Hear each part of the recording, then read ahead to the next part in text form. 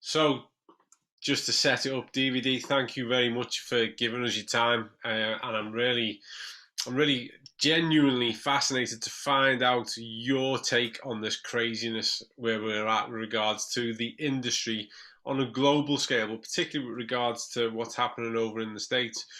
So, to get the ball rolling, if you could give us your take on where you think we're at. What's been the impact of this pandemic on the fitness industry over there with you guys? Excellent. Well, first of all, Col, thank you for having me on. I'm really looking forward to talking about this. Obviously, it's at the forefront of everybody in fitness is discussing what has happened and really what the future looks like going forward.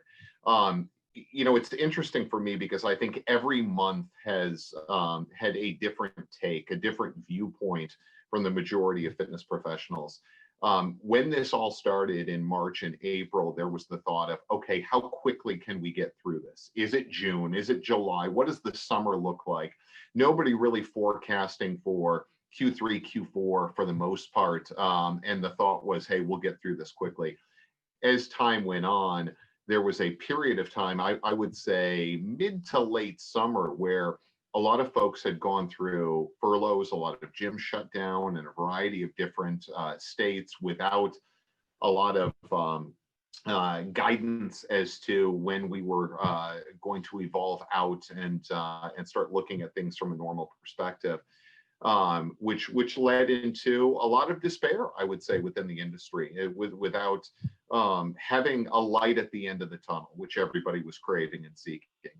Where I believe things are at now, in my conversations with gym owner operators and large chain supervisors and directors of fitness, et cetera, there's a lot of optimism.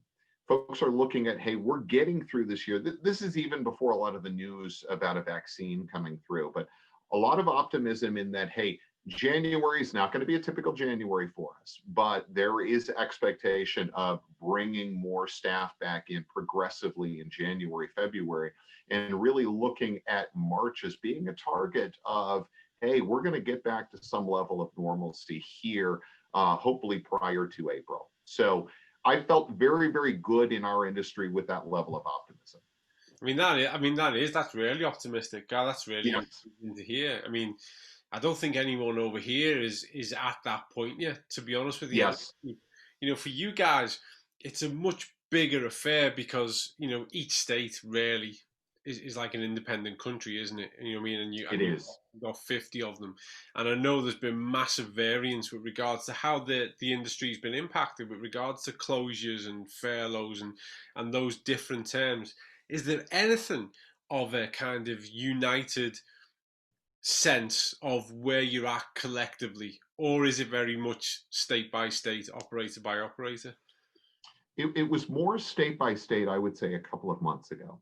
And some of the states, I live in Chicago, and most of the regulations from my state and city in particular have been more on the strict end overall, whether it's restaurants and public locations, different things to that degree.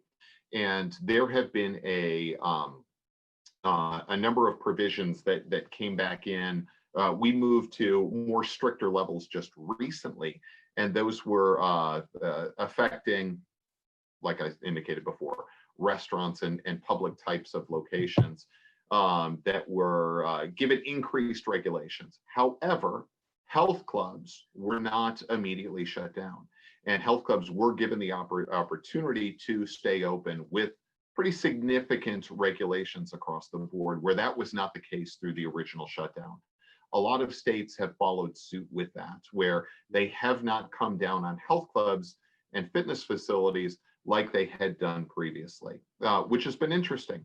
And from a united front perspective, one of the united aspects of fitness that had been pushed across the board state by state is the fact that all of the research is giving us very, very positive outlooks when it comes down to health clubs and fitness.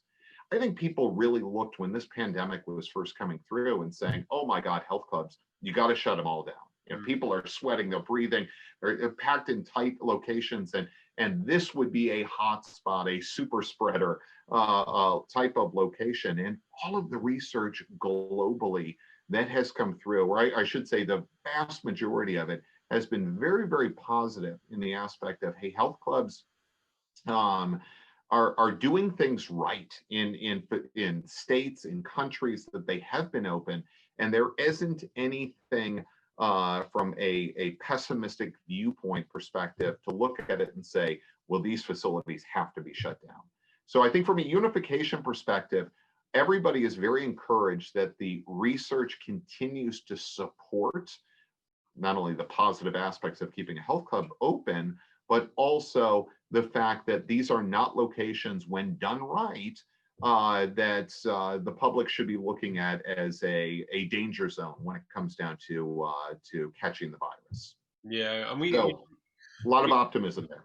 well, we had similar over here. I don't know if you know, we had a real fight on our hands over here at one point. All of that evidence that you've alluded to, we was telling everyone that the industry was safe. Lowest Mhm. potential possibility of risk, and actually, as I'm sure we'll get to as we chat through in a little bit, we're part of the solution. We're a part of Yes, changing the numbers of people who are at risk.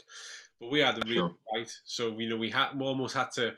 That information came via official channels, and we had to give that information back in order for them to unlock us and open us again. And in the midst of all that turmoil, a lot of coaches, PTs, and clubs had to get quite creative over here to survive. What was the case over there? What did you notice about, what were your guys doing, PTs, coaches, facilities? What were they doing to kind of cope with it as it was in happening? How are they dealing with Yeah. it? Yeah, it was interesting. And so a couple of different things. Obviously, it took a big pivot that had to happen very, very quickly. Like I said, and I'm not sure if it was the same with you guys over there, but the feeling was initially that, hey, this was going to pass through relatively quickly and we were going to get back to normalcy. And so I think a lot of folks rolled with the punches, so to say, and said, "Hey, I'll take this time to catch up and on my education." We had through National Academy of Sports Medicine, we had a tremendous amount of people go forth and pursue those advanced specializations that they had put off for some time, or maybe went back and got some continuing education, anticipating the fact that they were going to be renewing here shortly. So we did see some of that across the board. We had some personal trainers, I would say, across the board, fitness professionals that say, hey, I need to immediately pivot into a virtual environment, figure out how do I take my business out of the gym and start working engaged with these clients that I have in outdoor settings, in their own home gym, whether done virtually through a Zoom, a Skype, or another type of platform that gave that virtual experience. And so it was somewhat of a mixed bag initially of some saying, hey, I'll take this hiatus and take care of some things that I need to do for my business. Others said, I'll pivot immediately into virtual training. And then I would say pretty quickly on afterwards, 4 to 5 weeks afterwards, then there was that big scramble of, what type of platform do I need to try and bring my clients back in and work with them without having a facility to engage with them? And so really what we saw was that the fitness professionals determined to make it through, to stay within this industry, started looking at what I consider, a three-prong attack, whether it was all 100% virtual, or really looking at it from a hybrid type version where it's hey, I'm gonna work with you. I'm gonna send you your workouts to do out of your home gym or in your backyard, and then I'm gonna figure out a way to work with you during the summer, one time a week in this group training class that I'm doing, or maybe I come over to your home gym or you meet me over here and we work together, and do that in a hybrid environment. And then in other cases, I started seeing across the board, and we started seeing evidence of this. You go by a park or a parking lot early in the morning, and you would see a fitness professional with 3 or 4 groups that said, hey, I'm not going to get into the virtual, but I'm going to try and fight through this in an open air environment to still train my clients on a regular basis. Yeah, and that's the everything you've said there captures really the response over here. On that, Yeah. I'm really interested to know your take on this because there's been a ton of talk, and I'll be honest with you, I'm undecided. Going forward, there's Yeah. hybrid, I know some coaches now who are going, I'm never going to go back to a gym. I'm going to move everything online. There's the hybrid. There's been a lot of talk that the fitness industry's going to have to change off the back of this. What do you really think? I mean, genuinely, DVD, what do you think as we go forward from this now into 2021? Is the fitness industry going to change that much? Are people going to be, avoiding going to the gym? Are they looking for a different kind of service now? What do you think? It's a great question.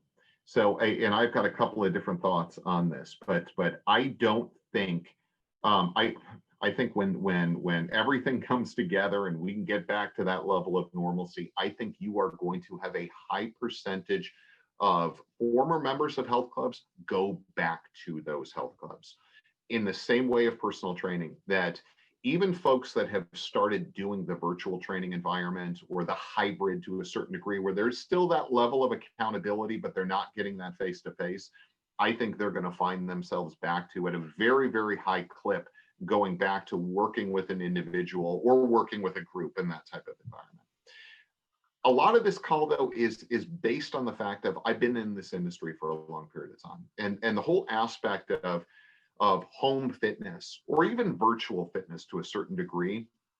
Pre-COVID, this was starting to happen, and this was the feeling going forth. And certainly what we've seen with Peloton in particular, being such a big brand and doing these home fitness, but yet group setting experience, there was somewhat of an evolution to this. But what I've seen, in the last 30 years in this industry, even 40 years in this industry, really looking at it, is there have been a number of different things come forth that were supposed to affect the health club industry tremendously. That the feeling was people don't, if they can avoid having to go to a health club and doing fitness out of their gym, they will always take doing fitness out of their home gym or the treadmill in the basement or the garage workout setting that they have. And it's had very, very little impact. And I think human nature is that when it comes down to fitness, I think fitness always needs to be evolved. What works for you today may not work for you tomorrow. That you just always have to keep your head around, hey, maybe I do a different type of class, or I do a different type of training, or I eat differently. Consistently, people that have had success are always somewhat evolving their programs. And I think whether it's a Peloton or whether it's a home gym type of environment, or maybe taking classes virtually, I think people, if they haven't gotten there already, are going to crave that human interaction and getting back into the facility and working with people individually. So I do think the best thing for trainers is to figure out what that hybrid model looks for them. And I think they should have been doing this before. Mm-hmm. You train with me 2 times in the gym per week. You're a part of this group fitness class 1 day a week. But then I'm also paying attention to your nutrition. I'm also looking at your program. Are you getting steps throughout the day? Are you moving? Are you eating well? Are you resting and recovering properly? This whole comprehensive program of not just selling sessions, but selling programs that lead to results. Here's what you need to do for the next 2 to 3 months to get the results that you're looking for. And it involves seeing me in person, but it also involves following what I'm giving you. And I'm going to give you that level of accountability by tracking through this app or tracking through this platform, et cetera, to make it a whole, full, comprehensive experience. Yeah, and I tend to agree.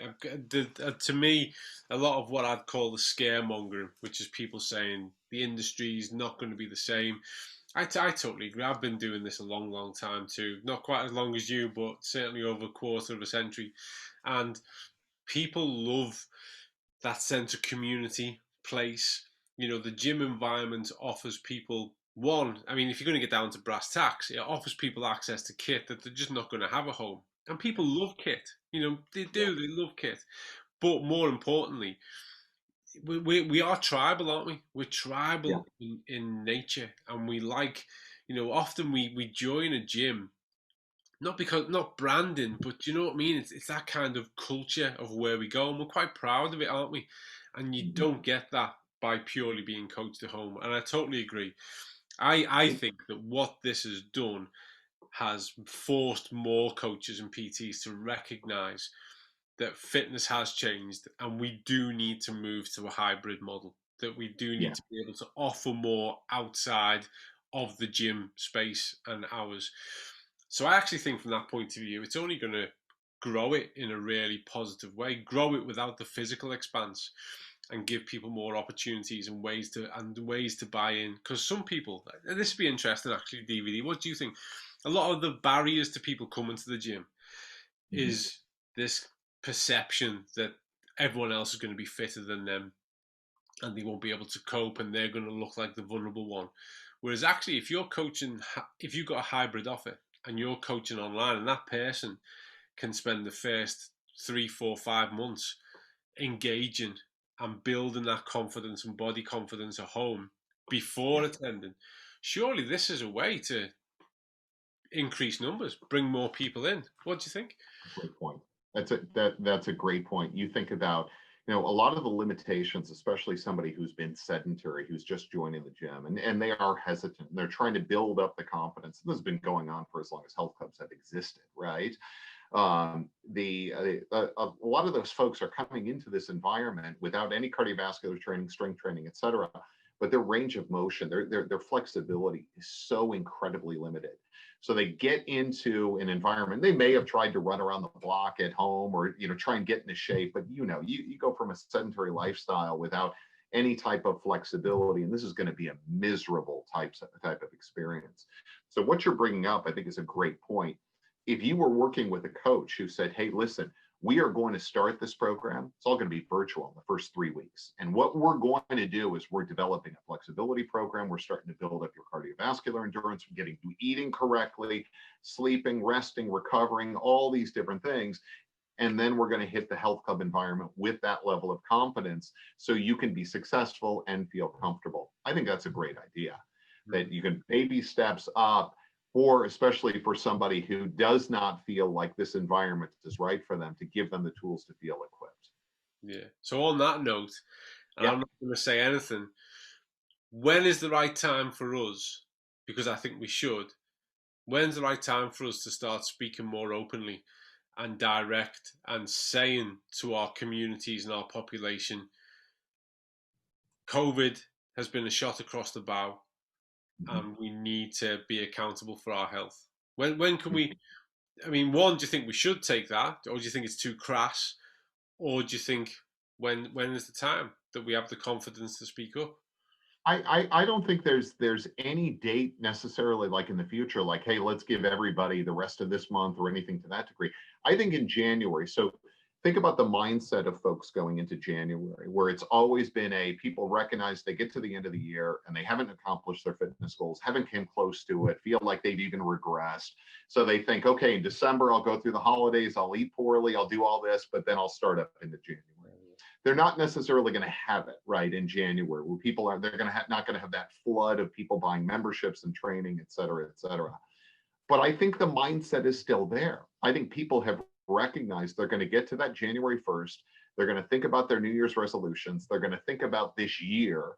And they're also going to start recognizing the fact that, hey, fitness and health, I think health is going to be the big thing going forth with the whole COVID concerns, and looking through at some of the things, the people that have been at higher risk, the different things associated with folks that haven't taken care of their body, and what COVID's impact could be versus somebody who has done things right cardiovascularly, done things right from a nutrition perspective, and kept their body fat down, and kept their level of health at a good point.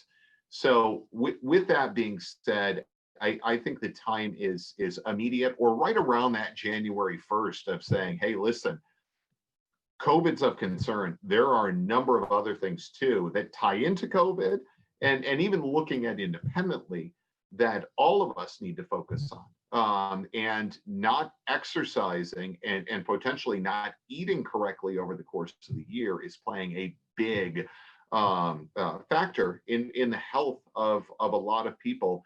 And now is the time to start addressing it immediately.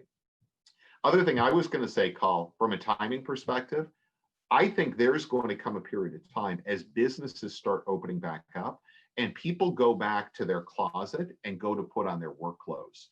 And this is going to be a massive movement of recognizing the fact going, holy Moses, I've been in sweats for 10, 12 months now. I didn't think, I haven't been on the scale, been in sweats. Everything has been, okay to a certain degree. But my God, these pants don't fit. And this shirt is way too tight. And I think that is going to stimulate a lot of folks back into the gym or working with a fitness professional. I also think it's going to be interesting because all of these folks that have bought into these home gyms and have started this experience, that they may find the same type of thing of, hey, I'm 6 to 8 months in on this. I like it. I feel pretty good. I'm relatively consistent, but I'm not getting the results that I need to get. And I'm going to need to do something more beyond that. Yeah, yeah. And I've never thought of it like that. You're right. Yeah. You're right. There is a surprise waiting in the wardrobe, isn't there? Oh. Because people have, haven't they? I've never thought that's such an interesting way to think. I've never thought of that. I'm going to use that. I like that. There's a surprise waiting on that. I'd say because obviously you're at the center of this NASM. Have you seen a change then in what coaches, what kind of education they're buying into? Are they looking? Has there been any change in trends? Are they looking more at nutrition? Has there been anyone new coming in? Are the people amidst all this chaos going, that's the career for me? It's a great question. So we still see a fair amount of people that we haven't seen any impact when it comes down to people's interest of working in the fitness industry. Right. And that's been wonderful, where nobody has gone back and, all of a sudden we've seen a downward spike because folks are saying, hey, the fitness industry may not be around and, maybe I should pursue another type of career. No change at that level. From an education perspective, we still have a healthy stream of people really passionate about the industry. And I think some of those people, to a certain degree, were working in other jobs, dealt with furloughs, and now have said, hey, 2020 has really given me the enlightenment to pursue a career that I'm passionate about. Mm-hmm. So if anything, we've seen more people kind of heading in that direction coming from other industries. When it comes down to education, specializations, different things to that degree, we see a lot of focus and attention towards nutrition. And I think some of that just purely has to do with being a comprehensive fitness professional, working in a hybrid type model where hey, nutrition is a big element to somebody's success. And if I'm only seeing them one day a week, or maybe just via a Zoom screen right now, I really need to put a lot of focus and attention on what they're putting into their bodies.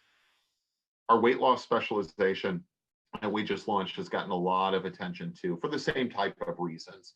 Looking at things from, people have been eating, even though restaurants have been closed. I mean, we've all done our best, I think, around the world in supporting these local restaurants. And probably, I wouldn't say COVID has necessarily led to less calories being ingested, if anything, a bit more based upon our diet patterns.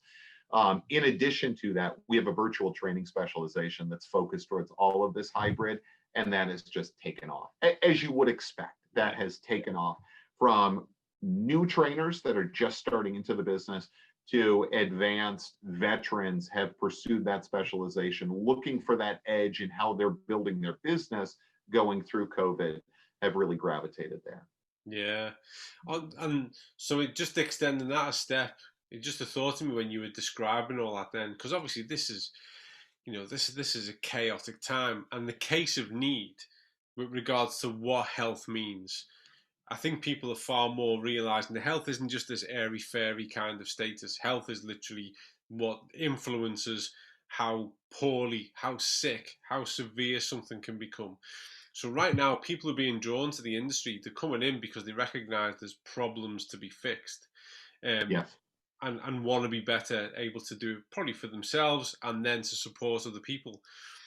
So with that in mind, do you think that's going to bring about a bit of a change of mindset as to what motivates the professional personal trainer and coach as we move forward?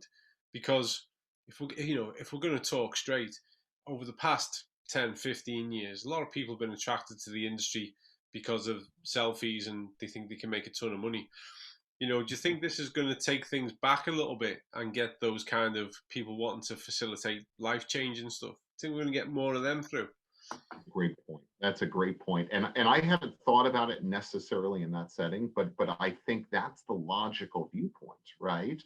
In that this really becomes, it could say it takes that traditional personal trainer model, and it evolves it into a much more well balanced coach, and looking at every element of somebody's life, and also looking at, and I'm starting to see some of this too when talking to some trainers and some people entering the industry, or people that are really thriving in this industry, is looking at the mental aspects as well, and the behavior modification elements that have also been a popular education topic.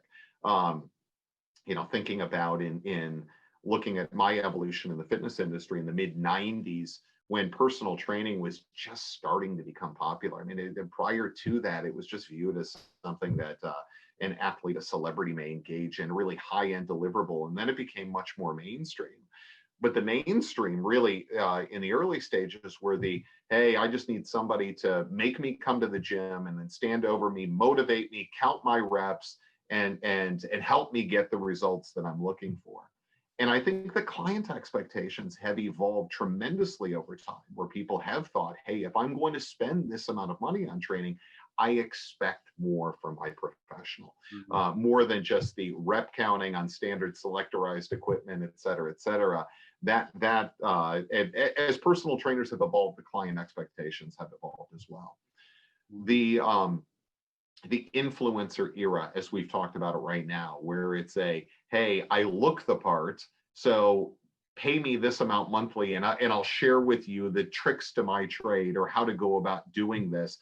I would agree. I think in a post-COVID environment, that the client base that may have gravitated themselves to that particular type of influencer and very the baseline type guidance and development, I think clients are going to look for more, expect more. And so I think that genuine fitness professional that is aspiring to be great, but ultimately help people, I think they're going to have much more opportunity post-COVID to thrive than the superficial follow me, listen to what I tell you, and make sure to send in that $9.99 monthly fee in order to be able to get my best tips of the month. Yeah. The less of them, the better. But I'm gonna put a bit of pressure on you now. Yeah. What advice, because you've got a ton of experience, priceless experience, and what your role is, where you sit. Someone's coming in now. Let's look at 2 points. Someone who's coming into the industry. What would be your sound piece of advice to set them off the right way? And then, if you don't mind, someone who's been in the industry and had to deal with this chaos, what will be your personal bit of advice you give those guys and girls with regards to heading forward from this point? Yeah, it's a great question. So for somebody who is aspiring to get into fitness, it's and I've stressed this from the very beginning. When you're in this industry for more than 3 or 4 years, you realize that it is consistently evolving, and it's extremely important for professionals to understand that as well. So as we talked about with a general exercise program, that it's important to consistently evolve and be changing up your routine and doing things differently. The same goes for the profession. So for a new personal trainer, my guidance would be, hey, go get your primary certification, but your learning is never going to end. You need to stay on top of what is popular within our industry, what your clients are asking for, pursue that education, be the figurehead for those folks. Like, don't get caught off guard when somebody says to them, hey, what do you think about this? I saw this on television, or I saw this on the internet, or, I was scrolling through Instagram and they were talking about the following, etc. Need to stay on top of things and understand what everything is, understand what's substantial, makes sense, is science-based, has some research behind it, etc. What is fluff? There's always going to be fluff in our industry, right? Where somebody says, hey, this works for me, this works, yeah, whatever it may be. They're trying to hawk a product or a service or deliverable. So stay on top of those things and really be that authority. The thing that, and this has been true from the very beginning as well, You have a lot of young fitness professionals who get into this industry. They go and they get certified, but they're very, very intimidated in asking clients for money and asking for referrals, those two things. And I think what goes on in their mind is the fact that they think it's very, very elementary. And for them to, they can coach and they can motivate, but asking somebody when you're 22 years old to make an $800,000 commitment into working with you takes confidence. And I think a lot of them lack it. And therefore they hesitate in pursuing sales, and without having the ability to sell your services, you'll never thrive within this industry. And it's a tough industry if you don't have those business skills to be able to grow. Hard time finding employment, hard time building your business independently. So go into it understanding the fact of, one, you need to become an expert in your field, and that is always ongoing. But in addition to that, have the confidence. Understand the fact that people are going to pay for your services to get to the results that they've craved for, in some cases, 20, 30 years. Folks looking at it going, I just want to feel good about myself. I want to feel comfortable. I want to fit into that pair of jeans, or I'm going on vacation. My doctor's been telling me for years that I need to lose weight, and I've had a hard time doing it on their own. Understand your value, what you can bring to people over time, and have that confidence. Sit down with them, present a program, do your research, be a professional, but ask for commitment with confidence. And then the other aspect is ask for referrals. Like, if you're providing a great service to a client, ask them, say, hey, I have availability on Thursday nights now from 6 to 7. Everybody wants that time frame. If you know of other people that you're acquainted with, that are talking to you about how great you look and what you're doing, different things to that degree, let them know I'm available. Love having referrals where I come to somebody as opposed to prospecting out on the floor. Yeah. So those are the two things there for a new trainer. What I was going to say for an advanced trainer, it somewhat goes along with the same with the new trainer of evolving in education and having confidence and different things to that degree. But it's also, don't get lazy. Very often you see, like, the great trainers in gyms, they start their careers by mapping out, hey, I'm working with Mrs. Jones today, and here's our evolution. We're on month 2. Let me do some tweaks here and start adjusting things. And really tracking her goals, making sure that I'm accomplishing what she's paying for me to help her accomplish. Very often you see trainers that they just get busy and they get advanced, and it becomes I got 8 clients today, and they wing it over and over and over again consistently. And it's hard for a client. Clients sense this, and very often they realize they're doing the same exercises over time. Trainer's not doing anything that feels personalized. And if you're paying what it takes to train individually with a personal trainer, that will start to wear on them. And they will start feeling to themselves that, hey, I can do this independently on my own and save some bucks and go off and do that. And so for advanced trainers, keep your certification, keep evolving your specialties, advertise them, promote them to their clients, but due diligence with your clients, and make sure you're doing the little bit of homework to prep and prepare so you do appear to that person as a true professional, not just somebody who's going to meet you at the gym and kind of coach you through whatever the heck you want to do. I couldn't agree more. That you've nailed it in both quarters, particularly that advanced coach who starts to go through the motions, who it's client after client, and then the description I use is the entertain people with exercises. So the person shows up, they're going to do 50 minutes, an hour with them, and they get entertained with exercises. The coach is thinking off the head, not really linked to a plan or purpose, relying on the relationship they've got. And then if you were to really scrutinize it and say, well, is this effectively the best way? Is this the smart way to train? Is this taking them towards a meaningful outcome and goal? And it's because it just becomes a treadmill, doesn't it? It just becomes a treadmill.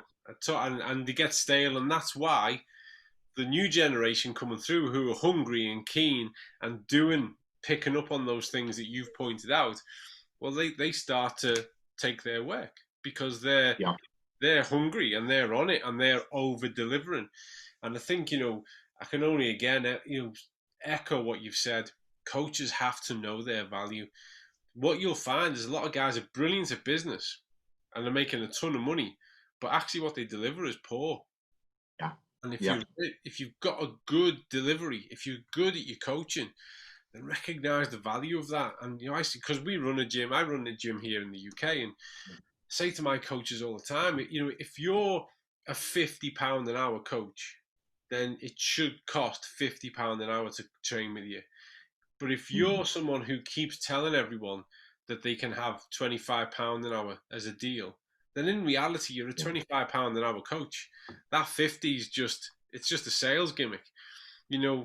Value yourself and stick to that and grow your business off what you're worth and continue to over deliver. So I find it fascinating because I've always had a real insight as to what goes on in the States, because you guys are always, I'd say, even to this day, just a little few steps ahead of us, really. Whatever's happening there, we typically, we're just a little bit behind. So it's fascinating to see that those similarities exist there. And that advice, it is, for anyone, I'm mindful of the people who might listen to this. What DVDs you said there will set you up for a career long term for the next 20 years if you just follow those simple principles. Stay in the game, stay fixed on, and know your value as to what you need to charge going forward, isn't it? It really is. I was going to say something, Col, real quickly, and I think you hit on something that's so important in terms of entertainment. And I've said when I first started into this industry, I started noticing it was that the most insightful thing that I recognized is the fact that if you don't enjoy the exercise that you're performing, you will never maintain any level of consistency. And I have talked to people over time, like a lot of people focus on, well, if you take people and you put them into a gym environment, and they're not fully prepared for it, they're going to get injured. And I've told people over time, like, typically you never get to injury. What you get to is what I consider the biggest problem in fitness, which is exercise dread. You take sedentary people, once again, you throw them into a gym environment, they're motivated to get going, get started, no range of motion, tight hip flexors, weak glutes, all the stuff that we typically see. You throw them onto a treadmill, throw them into a class, it's a miserable experience. They're not prepared and ready for that, but they're pushing themselves because it is a mind over matter situation. I've never seen anybody successful with this. If you do not create an environment for your clients where it's enjoyable for them, you're coaching them, you're motivating, you're finding out where they thrive and what's good for them. And you're also giving them guidance to be doing the things when they're not working with you that they're going to thrive and that they're going to enjoy. That is of critical importance, because if it's unpleasant, if it's painful, if they're dealing with a lot of soreness afterwards, you are going to start, they're going to develop the dread that is going to prevent them from getting to the gym. When you're sore and you're uncomfortable and you don't like what you're doing, you will talk yourself out of exercise. 100%. If all that person does is spend 3 weeks being shown what they can't do, human nature says, I'm not really getting much out of that. I'm learning everything I can't do. I'm not making any progress. It hurts. It's uncomfortable. I don't enjoy it. Life is short. There's other things to do. 100%. Couldn't agree more. You've got to empower success, and success from session one, so that the person has a positive experience, learn something about what they can fix or do better. Because then, because exercise training, it's inherently difficult, and at some point you fail, and you have to fail in order to make some level of progress. But to get to the point where you can fail forward and you feel like there's a benefit from that level of failure, first of all, you've got to develop a sense of kind of confidence and success, a track record of what you can do, and improvement, and then have a fail. Totally. And you see it all the time. We have a thing over here in the UK, which is boot camp. And, you'll see people in parks all over the place, and they're being screamed at as if they were, drill sergeants, and they're going, give me 20 more. And the first one was awful, terrible, collapsing. So they do 50 repetitions of something that's terrible. And that to me is embodies the very worst of what our profession is about, Yeah. which is just like we're all gonna suffer for 60 minutes and show how useless we are, and then go home and be grateful. That culture's surely got to die, hasn't it? It's got It, to it, die. it's hard to maintain. I've said this before too. Like there are certain classes, like the high intensity training classes, that I know for me personally, there are some classes where when I do them, and they're all hard, burpees and push-ups and all of the things in a hardcore, fast-paced environment where, boy, you can get one heck of a workout. But I know myself personally to know that if that class is at 5:30 in the morning, there's a particular class that I've gone to over time, and it's 5:30 in the morning. And I know if I have to get up at 4:45 in order to be able to do it, I'm going to have a hard time with it, because I know my mindset is when I wake up in the morning and I get up at 4:45 and start trying to get myself charged up, the thought of doing push-ups and burpees and squats and all the other things that go along with it, my mind is telling me, no, no, no, no, no. Yeah. Figure out something a little bit more, less intense in that type of environment. And my mind will try and convince me of doing otherwise. And I've even spoken to this particular teacher and said, hey, this class would be great at 7 in the morning. Give folks a little bit of time to get mentally prepared for it, and maybe do something a little less yoga, Pilates, even a spinning class that early in the morning. I think mentally is easier to adapt to, as opposed to, hey, we're going hardcore immediately first thing out of bed. That on that, Yeah. tell me a bit more about your philosophy of your training. What's your kind of mantra for yourself? I mean, obviously, I'd imagine over the course of your life and your career, how you train, how you exercise has evolved, has varied. Yes. So now, off the back of all that, what's your philosophy? What takes you through? It's a great question. I always try and simplify things within our industry, and I think it always works well with it.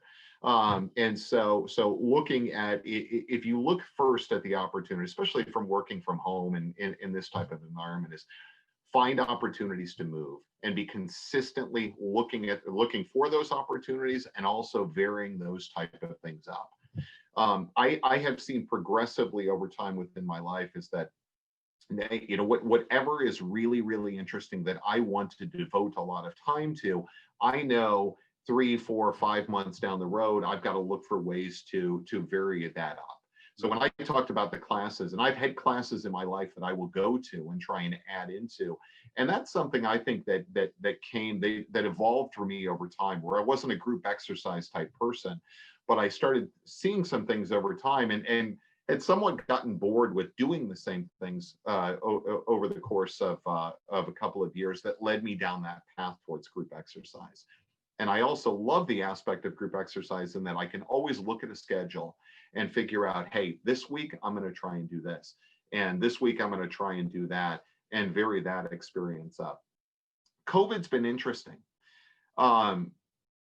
For me with COVID, and my gym was shut down for a considerable period of time. Mm. And I've always loved the element of running, and I've dealt with running injuries that have kind of forced me into walking as well too. And I've embraced the early morning, get out of bed, walk, listen to a podcast before anybody else is up in my neighborhood. And it's one of the most favorite things that I do over the course of a day, is having that time to think, to listen to great material in a podcast format, to learn and evolve from an education perspective, and having the ability to focus. When I run, it's difficult for me to listen to everything as closely as I can when I'm walking.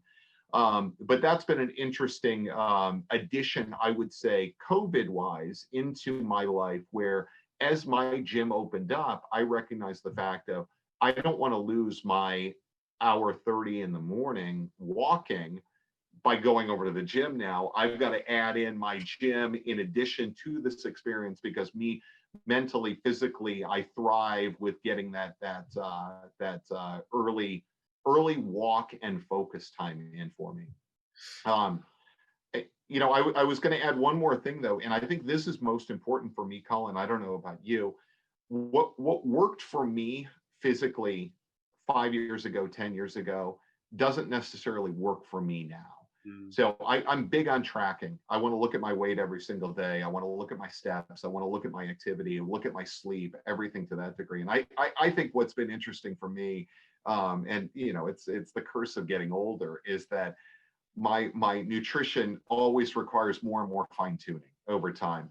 My caloric intake 10 years ago, I can't do that same caloric intake at this age now as I can. What was high intensity training that was really getting me to where I wanted to be needs to be notched up or varied to a certain degree over time as my body has adjusted to things. So for me, it is that consistent tracking, evaluation, determining where I want to be, setting goals, and just trying to vary things up continually. Always looking beyond. Like, I've even thought about it coming post-COVID. I haven't swam laps in a long period of time, but in my gym, I'm looking at it going, that'd be good to add in one day a week just to vary things up ultimately. Yeah. Can I ask you though, because I find this fascinating. If you went back 15 years and Yeah. spoke to the version of you that was kicking around in 2005 and said, right, start your morning off with an hour and a half walk, listen to a podcast, how would that version of you, do you think, reacted to that advice? Do you think at that I would have I would have chuckled at it and said, well, that's not exercise. point?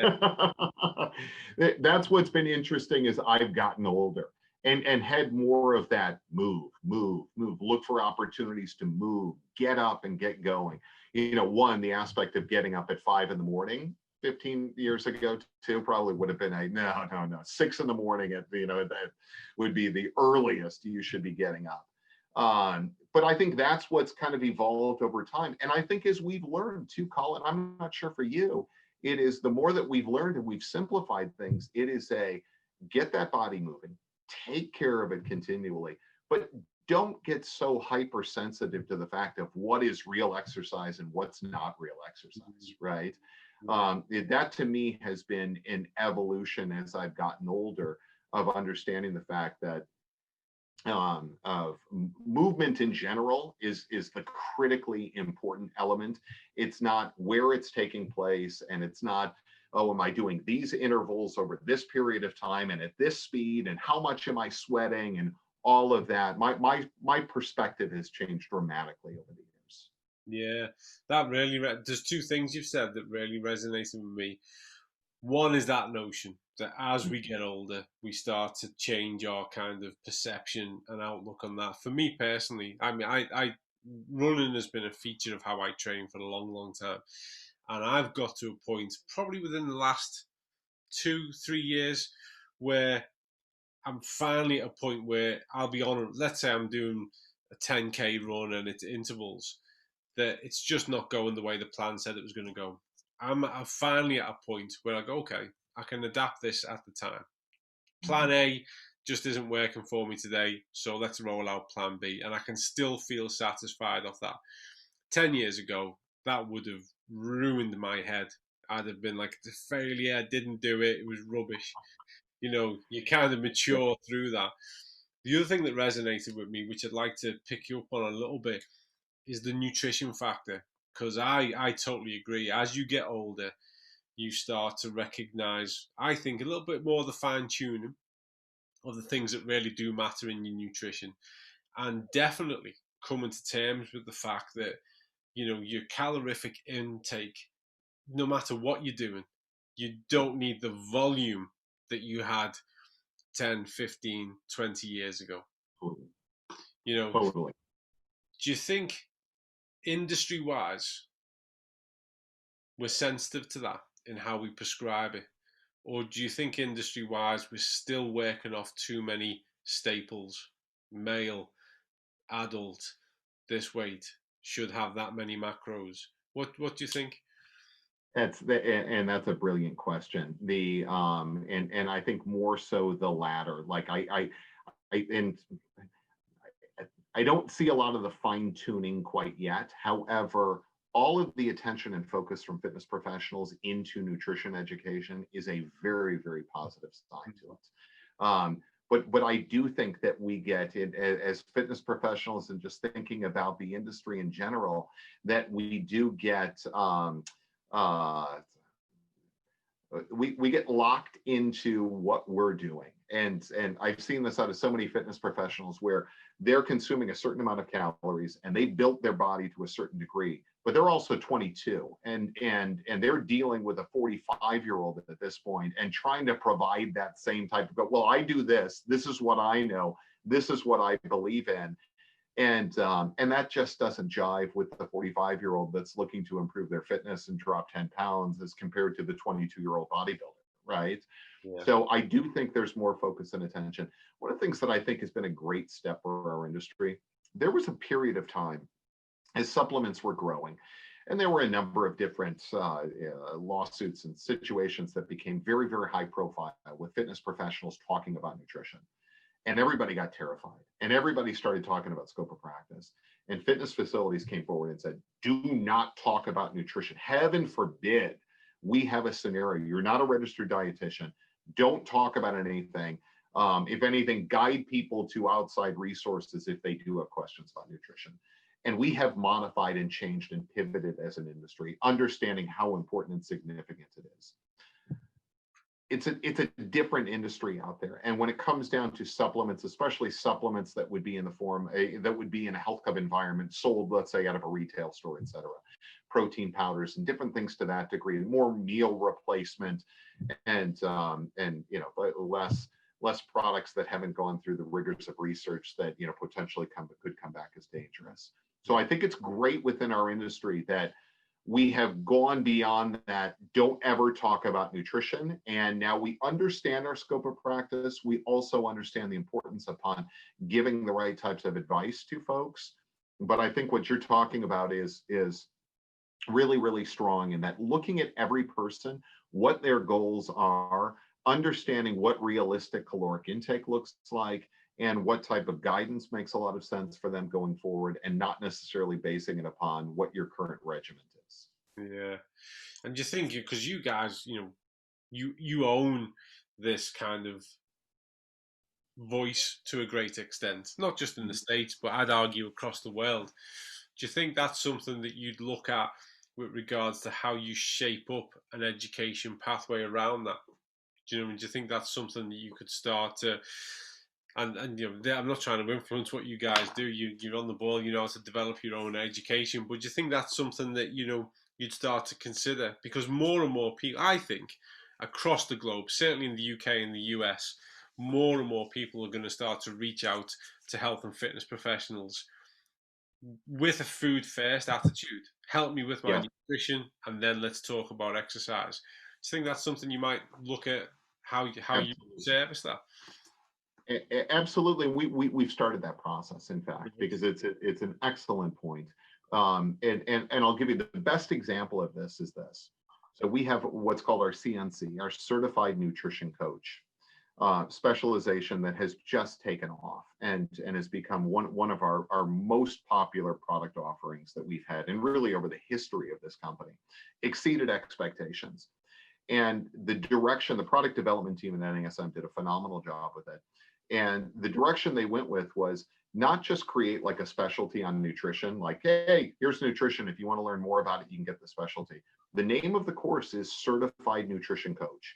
And it gives them the guidance and tools, one, to understand what they need to know and how they need to convey it, but then also how to be that comprehensive coach. Like, look at it from the aspect of, as a fitness professional, how can you not only become somebody who's well-versed on nutrition, can kind of talk about nutrition, but ultimately coach nutrition as part of your role as a fitness professional. Yeah. Giving folks the opportunity, even if you were straying away somewhat from general fitness and putting more of your focus towards lifestyle nutrition coaching, different things to that degree, that's what the education is designed to be able to provide. Superb. Not just Con Ed, but really a pathway. Superb. I genuinely believe more and more of what's going to change about our industry is being able to even just service just that, to intervene and to service just that. That's really encouraging to hear, because there's a drought. There's not enough certified pathways, credible pathways that are given people.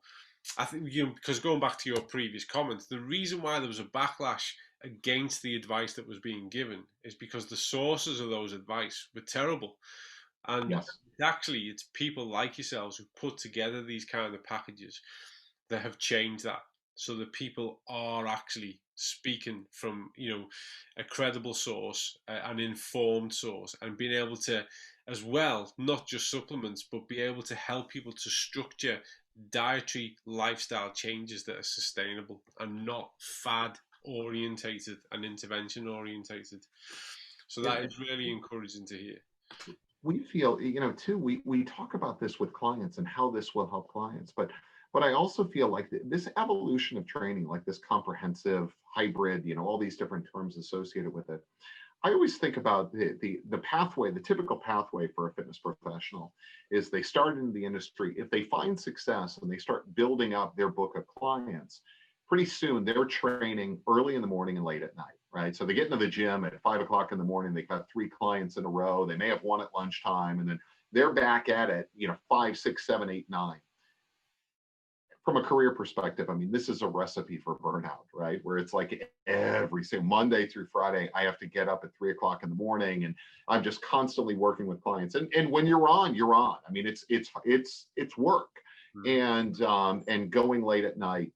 And the natural progression has been that these great personal trainers that are going through burnout ultimately become fitness managers, right? It's like, well, maybe I'll be a fitness manager in my facility, cut my hours down, still make, this rate of pay that works. But that is so business minded, so management minded, so sales minded that a lot of these great fitness professionals, and I've seen this more times than not, far more times than not, that they'll go in and they'll go, oh, wait a second, no. Now I've got to manage my peers. Now I've got to be the sales driver across the board. I'm miserable doing that. And they get out of the industry.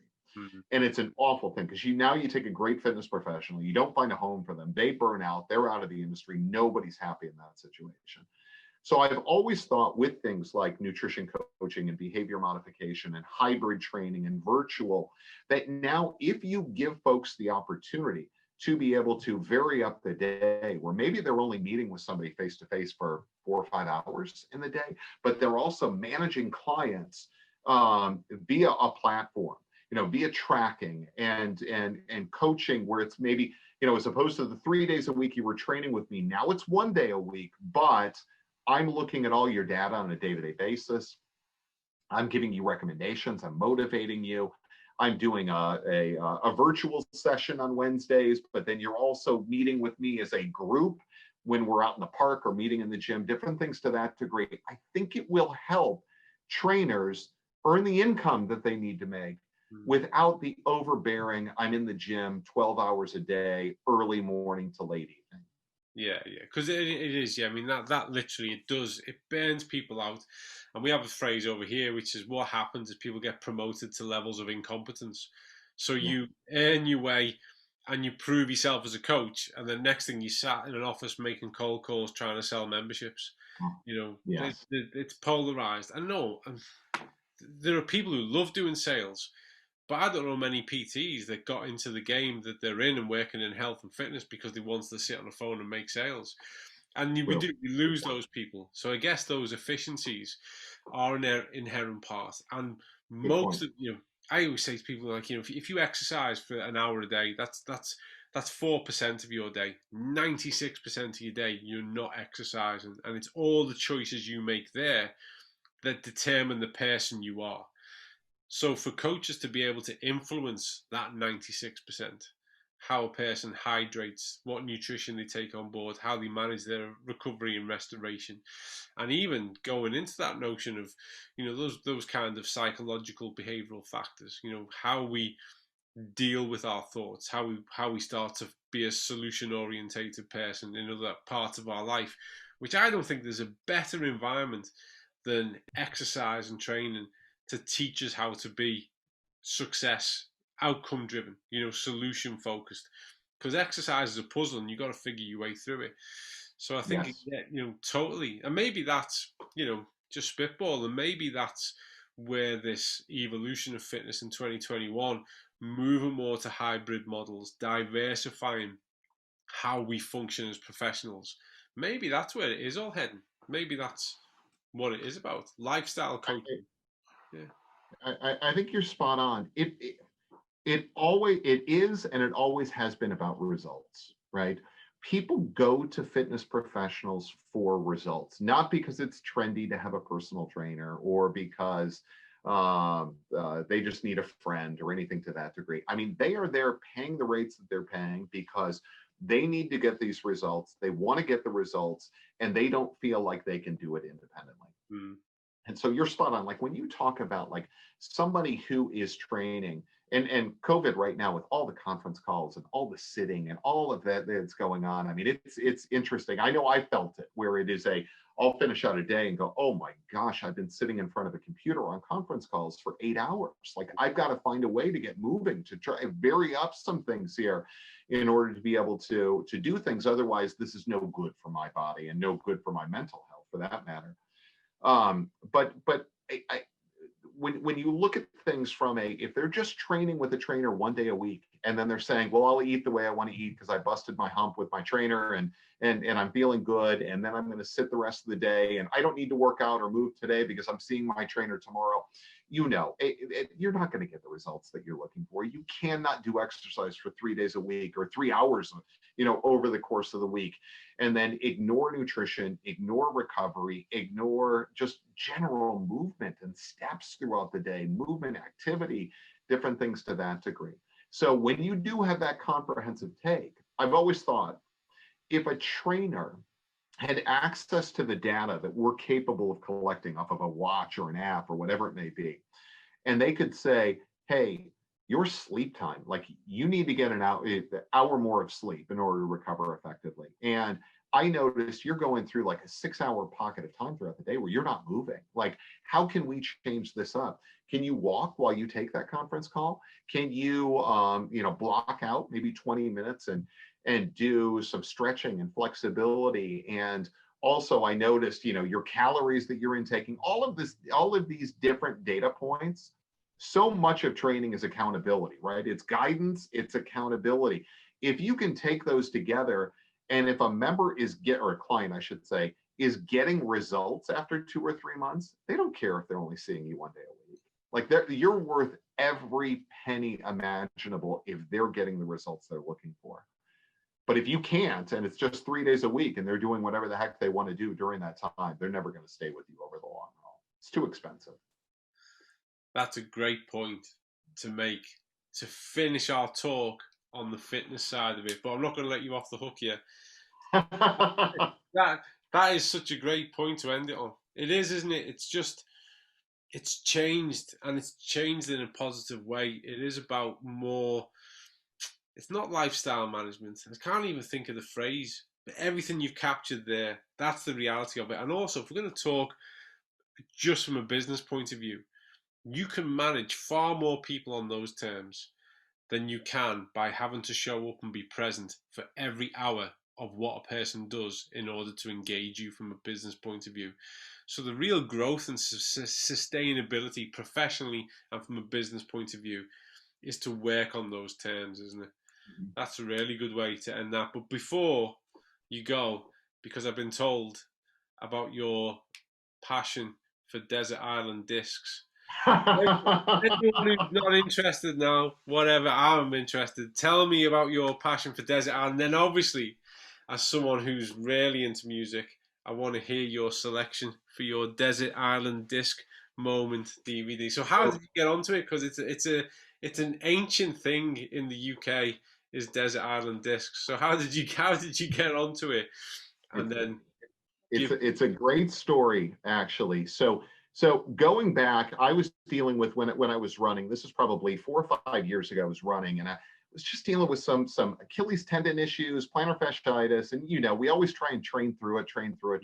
I needed a break, so I started walking during that period of time, and that's when I started listening to podcasts.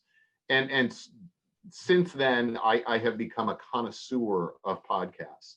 So my gravitation to desert island discs happened this way. I've listened to pretty much anything that's out there. I've listened to, and I've got guidance and advice, until the cows come home. But what I found over time is that the BBC and the Brits are doing it better than anybody in the world.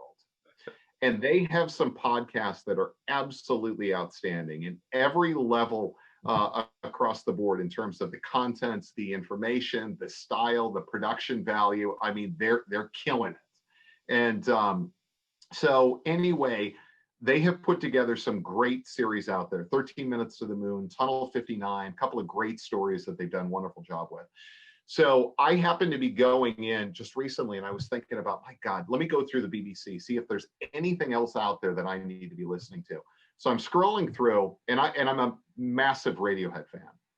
And I see this title that's Desert Island Discs, and that happens to be a Radiohead song from their most recent album, Moonshaped Pool. And I look at this and I'm like, wait a second, that's a Radiohead song. So I click on it, look at the format, and then I go into it. And I think it's absolutely brilliant. So for folks that are listening that haven't gone through it, and of course, it's a long time program, has a lot of history over in the UK, but it takes famous people of different levels and different areas and then asks them to what would be their 8 tracks if they were on a desert island that they would bring with them to the island, and then what is a book, what's a luxury item, et cetera, et cetera. The Brits do a great job of interviewing. They ask real poignant questions about careers and then turn it over to them explaining the music choices of what they would go to. So anyway, I love it. It's fantastic. Early morning listening to it, it's absolutely brilliant, which I've shared with Mel. So with that being said, I'm not going to be able to give you 8 here, but I have thought about this to a certain degree, and I am somewhat on the spot. But to me, I listened to some of the professionals, they've been talking about, like, you need voices and different things like that because you won't be able to see other people on there. Some people really, really overthink it. But one that always comes back to me, and it's because I think it's an absolutely brilliant song, and I never get sick of it, but Beyond Belief from Elvis Costello is phenomenal. Like, and that is one I've thought about at early morning on my walks. I'm like, I bring Beyond Belief, Elvis Costello with me. That would be number 1. Oh gosh, you're putting me on the spot. I mean, there's so much Radiohead that I would go to, but I would probably go with, let's go with a standard Paranoid Android from OK Computer. I'll bring that over with me. You know what? A song that I think is brilliant that I never get sick of is Rod Stewart, Every Picture Has a Story. I'll bring that along with, because that holds true. That's a great message and story. Those would be my 3. I'd figure out a Beatles song to bring over because they're just so standard, consistent. I'm from Liverpool. Oh, so beautiful. Wherever I go in the world, the Beatles go before me. The minute you show up anywhere, Liverpool, all right, the Beatles. So that's red flag to a bull. So we can tell a lot, us Scousers, about a person's choice of Beatles song. So I want you to think quickly now. Give me your Beatle track. It tells me a lot about a person. Give me your Beatle track. Pick one. Well, it's a great one. Keep in mind, I just finished a 6.5-hour podcast that I can't recommend more, called Political Beats. And they do a 2-part on the Beatles, and it is absolutely brilliant. I am going to go, and there's so many. There are so many. I would love to do a John and a Paul, but I just off the top of my head, I'm going to go for No One. Wow. I think it's so good. I Am the Walrus is wonderful, and I love listening to that. She said, Get Back. I know as soon as we get off this, I'm going to hop off and be like, oh, I should have thought about that. You know which one on the podcast stuck out with me most recently is not yesterday, but Strawberry Fields. They were talking about kind of the history there in John, and I went back and I listened to that a couple times just recently, and I'm like, oh, this is absolutely brilliant stuff. Yeah. The one thing that sets me a little bit apart, everybody dogs on Magical Mystery Tour. Magical Mystery Tour is a special place in my heart. I do like that kind of mixture album that is special.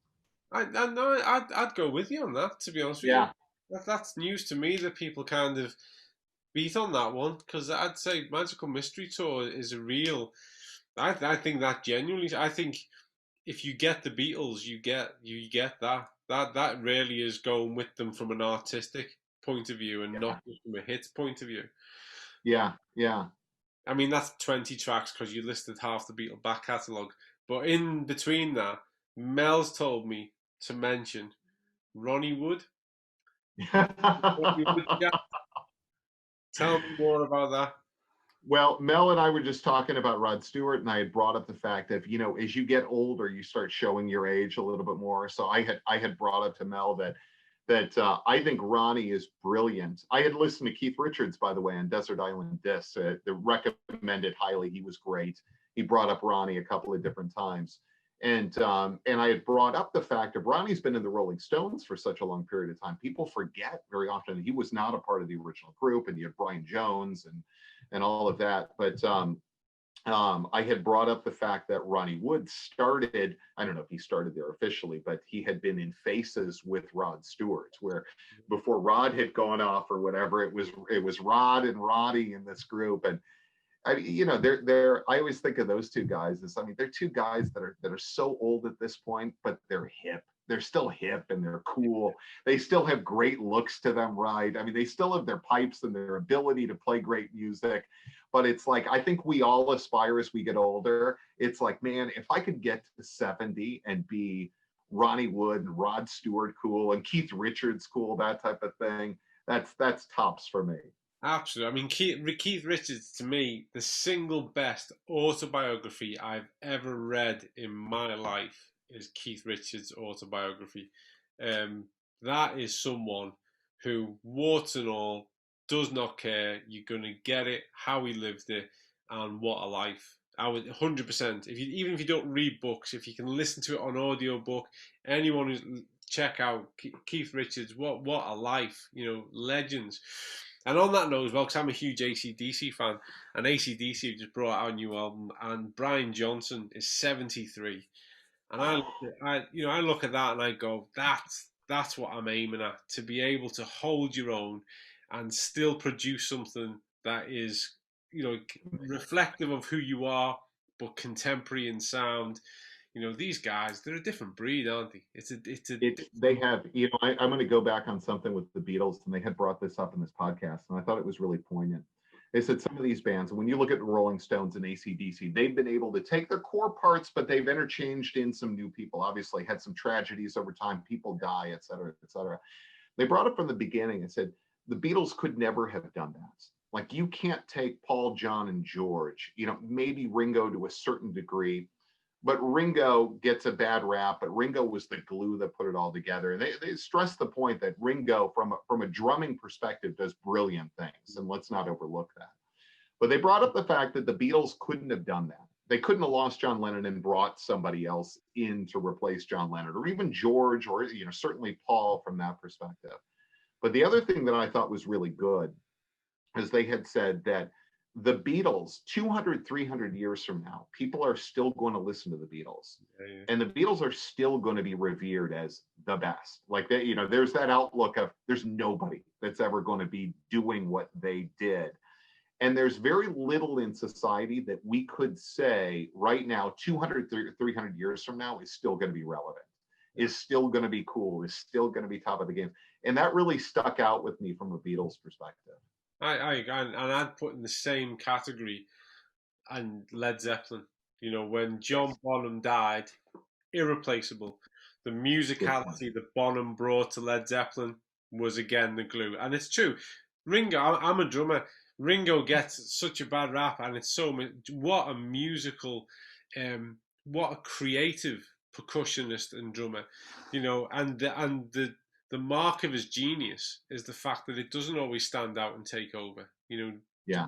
Ringo was just phenomenal, and you're dead right. But Led Zeppelin, I would put in exactly the same category. The A great minute comparison. John was gone, that was the end of the Led Zeppelin journey. Even though, Robert Plant and Jimmy Page have kicked on and done their own stuff, that was the end of that. And I would say that, yes, 200, 300 years time, people will still be harking back to the Beatles. they'll still hark back to the Rolling Stones, Led Zeppelin. You know, these kind of they changed everything. These kind of bands, when they appeared on the scene, they changed everything, and Yeah. that's what we always remember, isn't it? That's what Yeah.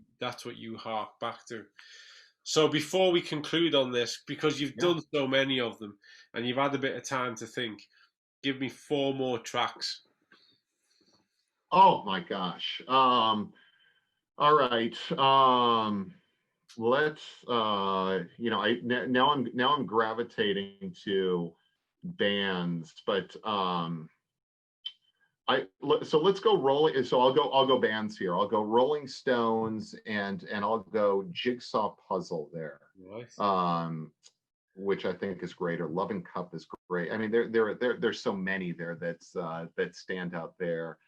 Um, we'll go Led Zeppelin, and what comes to me immediately is you know what, let's do, you know what I'll do with Led Zeppelin, I'll go Ramble On. Ramble On was my first exposure into Led Zeppelin. I wanted to go Kashmir there for a little bit. Let's do Ramble On. What else? Oh, yeah, big Grateful Dead fan, very big Grateful Dead fan. And I think Cumberland Blues and Stella Blue, for that matter, going with Blue. Those 2 songs right there, I never get sick of, never get tired of.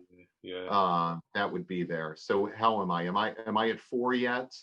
Yeah. One more. By the way, Grateful Dead go in the same group, as far as I'm concerned, as the Beatles and Led. People are going to look back on them for forever.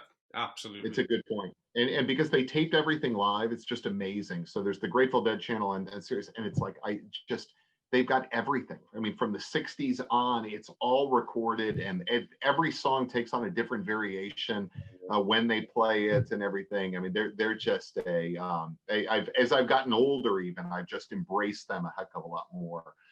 I'm trying to think of another one that would go into. I'm trying to think of something more modern. You know, I try and keep up and just try and listen to something that's a little bit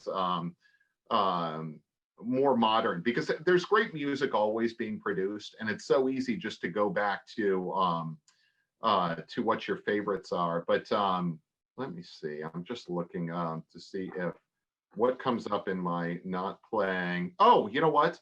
I will go. So what immediately comes up is I'll go Widespread Panic, Pilgrims, which is playing right now. So Widespread Panic, Pilgrims. Brilliant. Outstanding song. That, you know, I like that you would make, as someone who's grown up as Desert Island Disc being the background of our lives over here in the UK. You'd make there'd be some interesting stuff to tap into there. But I'm not going to let you go without as well giving us a book recommendation, and then Oh, we can let you off the hook then. yeah, let me think. I'm just Then at looking some up. point, you know what I'd love to do actually? At some point, we're going to pick up on this, and we'll just, even if it's just for my benefit, we're going to delve into more of the background of these songs. Absolutely. No, and that would be fun. I just think the format is absolutely wonderful. You know, I'm going to go with, I have gone back to trying to read the classics, some that I never read, some that I read back in high school or whatever it may be, and tried to go back on them. So I'm not going to think of one that would absolutely pop, and as soon as we get off, I'll probably think of one.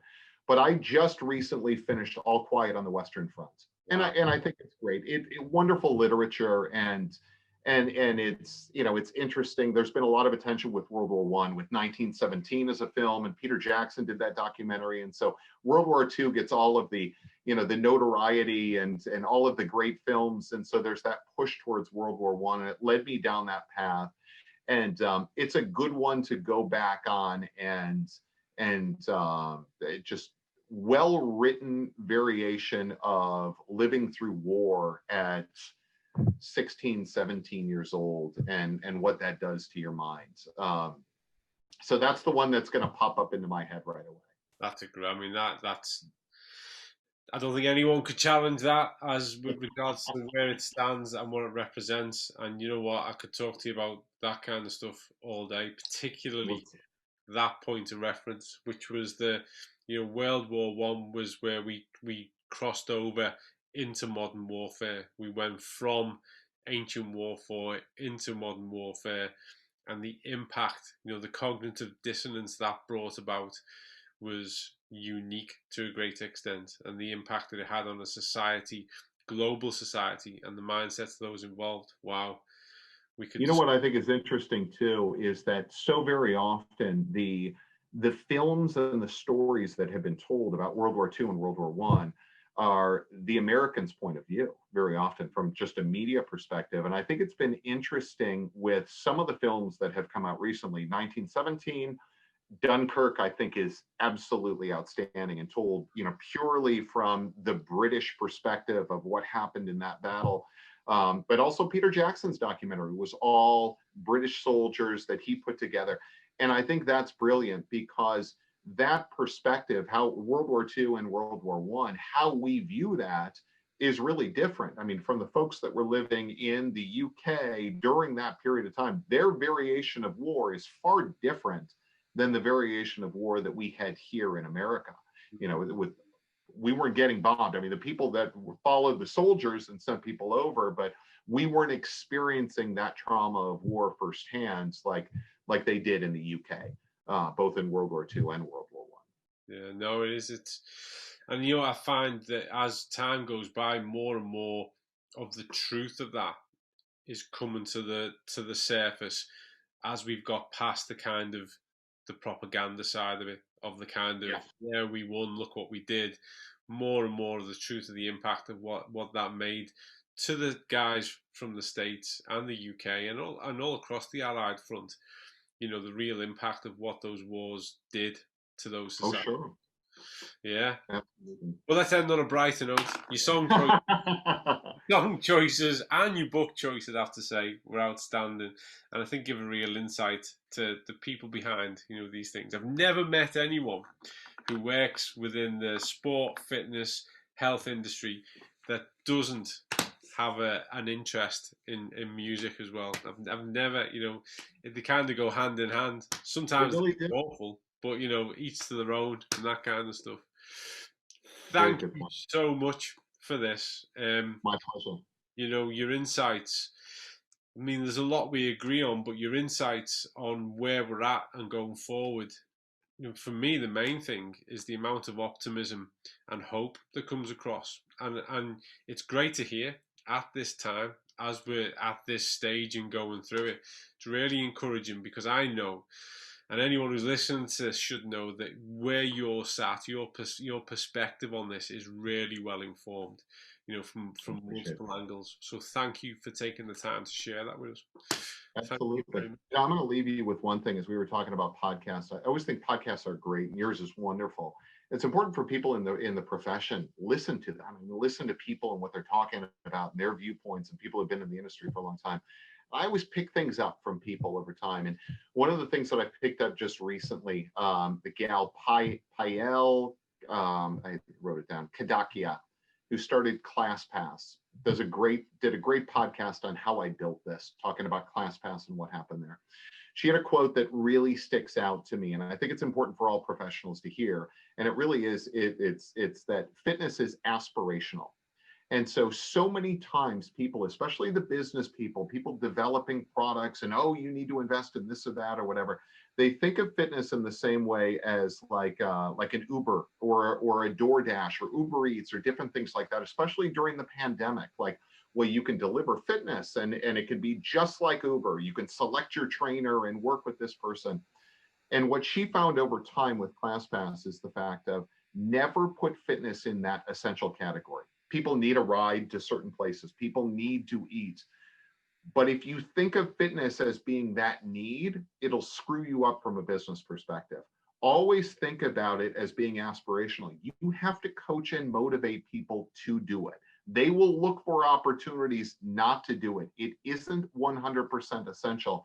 So as soon as you start recognizing the fact that, hey, in her cases, it was classes and different classes and encouraging people to vary up their routines, et cetera, et cetera. It all went back into that fitness is aspirational. You always have to dangle that carrot out, excite people, interest people, and get away from that whole they need me. They don't need you, and they don't need your gym.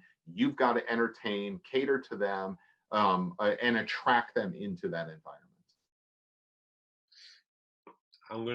We're definitely gonna do a part two, I look forward to it. and I want to start from Excellent. there.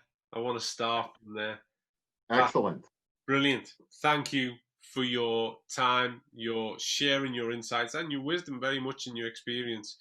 It's been invaluable. Really has. My pleasure. You guys are doing a great thing, Col. It is a pleasure. I look forward to following your other episodes and look forward to coming back on again.